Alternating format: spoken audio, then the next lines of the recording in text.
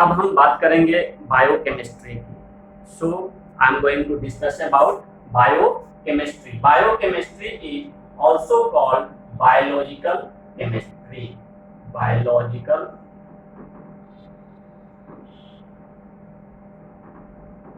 Chemistry, biochemistry को हम biological chemistry के नाम से भी जानते हैं। और बायोकेमिस्ट्री की अगर बात करेंगे तो it is made up of two words, bios, और पहले हम देख भी चुके हैं और जानते हैं बायोज मीन्स क्या होता है, लाइफ, और ये एक और टर्म है केमिस्ट्री।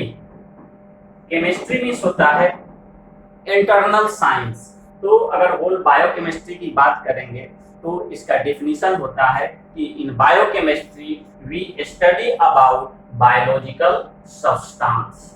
बायोलॉजिकल सब्सटेंस, हम बायोकेमिस्ट्री में बायोलॉजिकल जो सब्सटेंसेस होते हैं उसका हम लोग स्टडी करते हैं, या ये बोल सकते हैं कि in biochemistry we study about biomolecules. यानी बायोकेमिस्ट्री में हम बायोमोलेक्यूल्स का स्टडी करते हैं। अब ये क्वेश्चन राइज होगा कि व्हाट इज बायोमोलेक्यूल्स। बायोमोलेक्यूल्स क्या होता है? तो बायोमोलेक्यूल्स उसको हम लोग बोलते हैं कि जो लिविंग बीइंग में सिंथेसाइज्ड होता है या लिविंग बीइंग में वो क्या होता है, बनता है, that is called the biomolecules. एक साइंटिस्ट थे, उनका नाम था बर्जेलियस, और बर्जेलियस ने एक थ्योरी दिया था और उस थ्योरी का नाम था वाइटल फोर्स थ्योरी, जैव शक्ति का सिद्धांत। और अकॉर्डिंग टू बर्जेलियस, बर्जेलियस के अनुसार उनका जो थ्योरी था वाइटल फोर्स थ्योरी, उन्होंने ये बोला था कि बायोलॉजिकल जो बायोमोलेक्यूल्स है, बायोमोलेक्यूल्स को हम लोग बोल सकते हैं कि ये क्या होता है, ऑर्गेनिक कंपाउंड होता है, ऑर्गेनिक मोलेक्यूल्स है। तो उन्होंने कहा था कि जो बायोमोलेक्यूल्स होगा, जो ऑर्गेनिक कंपाउंड्स होंगे, वो जो होंगे वो only synthesized in living being. तो बायोलॉजिकल मोलेक्यूल्स यानी बायोमोलेक्यूल्स केवल सिंथेसाइज्ड होगा, ओनली सिंथेसाइज्ड होगा लिविंग बीइंग में। लिविंग बीइंग मतलब क्या होगा, या तो एनिमल में वो सिंथेसाइज्ड होगा, या वो प्लांट में सिंथेसाइज्ड होगा, या वो माइक्रो ऑर्गेनिज्म में सिंथेसाइज्ड होगा, उसको हम लोग ऑर्गेनिक कंपाउंड बोलेंगे। और ये बायोमोलेक्यूल्स जो होता है ऑर्गेनिक नेचर, ऑर्गेनिक कंपाउंड ही होता है। लेकिन बर्जेलियस के एक स्टूडेंट थे, उनका नाम था होलर, और होलर जो है बर्जेलियस के अंडर में रिसर्च कर रहे थे। तो बर्जेलियस होलर अपने लैब में अमोनियम साइनेट को गर्म कर रहे थे। तो बार बार अमोनियम साइनेट को गर्म करने के बाद उनको यूरिया मिलता था। तो यूरिया जो होता है वो ऑर्गेनिक कंपाउंड है, बायोमोलेक्यूल्स है, तो वो लिविंग बीइंग में सिंथेसाइज होता है बर्जेलियस के अनुसार। क्योंकि लैब में वो क्या होता था कि अमोनियम साइनेट इनऑर्गेनिक कंपाउंड है, उससे क्या हो जाता था, यूरिया बनता था। और बर्जेलियस के अनुसार क्या था, लिविंग बीइंग में ही क्या होता है, बायोमोलेक्यूल सिंथेसाइज होगा, और ये लैब में इसको सिंथेसाइज नहीं किया जा सकता है। तो होलर का एक पेपर पब्लिश हुआ और उन्होंने कहा कि ऑर्गेनिक जो कंपाउंड है, बायोमोलेक्यूल्स जो होता है, ऑल्सो सिंथेसाइज्ड इन लैब। और बर्जेलियस का जो वाइटल फोर्स थ्योरी था उसको डिस्कार्ड किया गया। तो अब आता है प्रश्न कि बायोमोलेक्यूल्स में हम स्टडी किसका करेंगे। तो जो बायोमोलेक्यूल्स जो होगा, इसके एग्जांपल्स जो होता है, यानी ये बोलेंगे कि बायोमोलेक्यूल्स में स्टडी जो हम करते हैं वो होता है कार्बोहाइड्रेट, कार्बोहाइड्रेट्स। उसके बाद इसमें आता है प्रोटीन, फिर इसमें आता है इंजाइम और प्रोटीन लगभग सेम ही होता है। उसके बाद हम इसमें स्टडी करते हैं फैट्स का, उसके बाद हम लोग इसमें स्टडी करते हैं न्यूक्लिक एसिड्स का, और क्या होता है ये विटामिन्स का इसमें स्टडी किया जाता है। यानी ओवरऑल बोलेंगे तो ये we study about the biomolecules, carbohydrate, protein, enzymes, fats, nucleic acid and vitamins. तो बायोकेमिस्ट्री में हम इसका स्टडी करते हैं। अब हम पहला इसमें जो चैप्टर पढ़ना रहता है वो पढ़ना है हम लोगों को कार्बोहाइड्रेट। तो कार्बोहाइड्रेट्स की अगर हम बात करते हैं, कार्बोहाइड्रेट हाइड्रेट की बात करेंगे तो आएगा कि what is carbohydrate.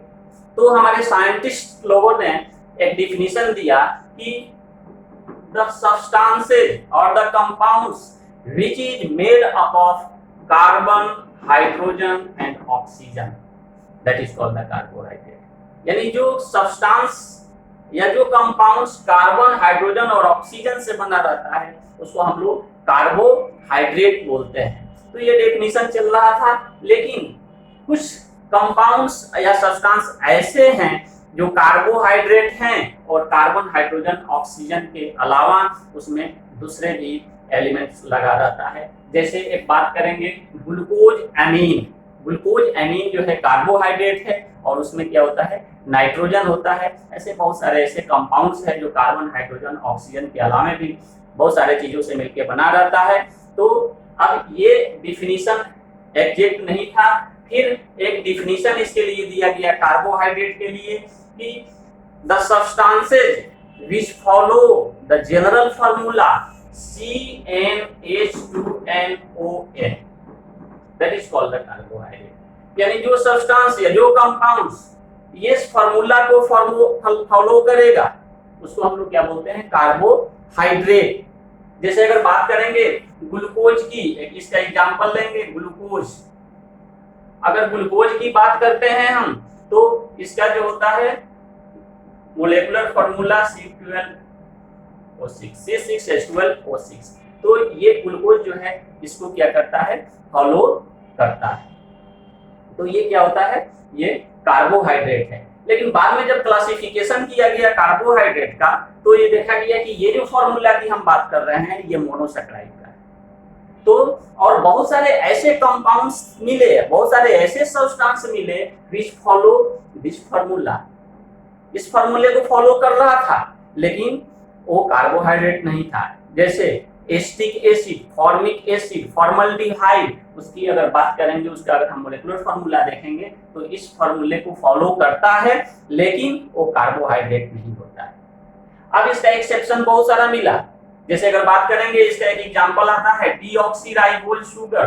Deoxyribose sugar, ये डीऑक्सीराइबोज शुगर जो है ये डीएनए में होता है। डीएनए में जो शुगर होता है वो डीऑक्सीराइबोज शुगर होता है। और इसकी अगर हम जब इसके फार्मूले की अगर बात करेंगे तो इसका फार्मूला जब हम देखेंगे तो ये CnH2nOn को फॉलो नहीं करता है, लेकिन ये क्या होता है, कार्बोहाइड्रेट है, ये शुगर है। तो हमारे साइंटिस्ट जो है देखने लगे कि सबसे अच्छा डेफिनेशन कार्बोहाइड्रेट का क्या हो सकता है, तो उन्होंने एक डेफिनेशन दिया, कहा कि the substance which have polyhydroxyaldehyde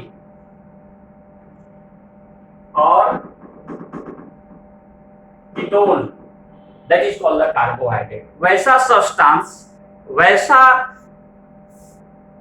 molecules, वैसा कंपाउंड्स जिसके पास पॉलीहाइड्रोक्सी हो, एल्डिहाइड हो या कीटोन हो, that is called carbohydrate. Polyhydroxy का मतलब होता है कि पॉली मीन्स होता है मेनी और हाइड्रोक्सी मीन्स होता है OH, ये OH ग्रुप। यानी वैसा सब्सटेंस उसमें मेनी OH ग्रुप लगा हो, यानी दो या दो से ज्यादा उसमें OH ग्रुप लगा हो और उसमें एल्डिहाइड ग्रुप हो, CHO एल्डिहाइड ग्रुप हो या कीटोन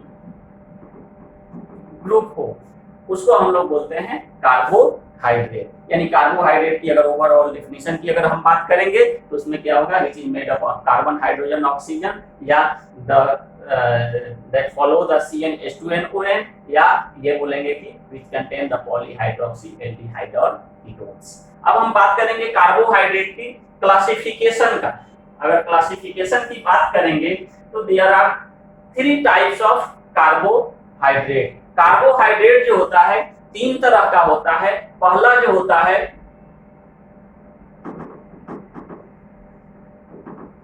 पहला जो होगा उसको बोलते हैं मोनोसैकराइड।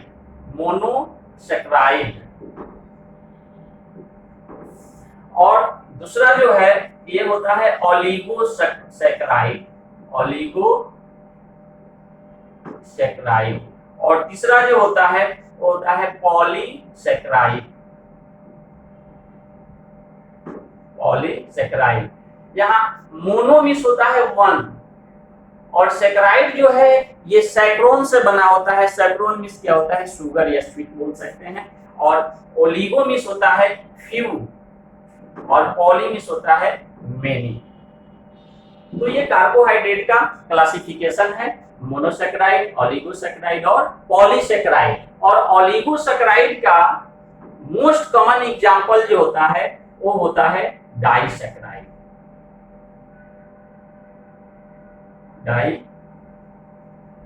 डाइसेकेराइड, तो डाइसेकेराइड ऐसे ओलिगो मिस होता है फ्यू, और ओलिगोसेकेराइड का जो एग्जांपल्स होता है या ओलिगोसेकेराइड का अगर क्लासिफिकेशन करेंगे तो डाइसेकेराइड होता है, उसके बाद इसमें ट्राई होता है, टेट्रा, पेंटा, हेक्सा, एटीसी ये होता है। लेकिन मोस्ट कॉमन एग्जांपल जो है वो ओलिगोसेकेराइड का डाइसेकेराइड होता है।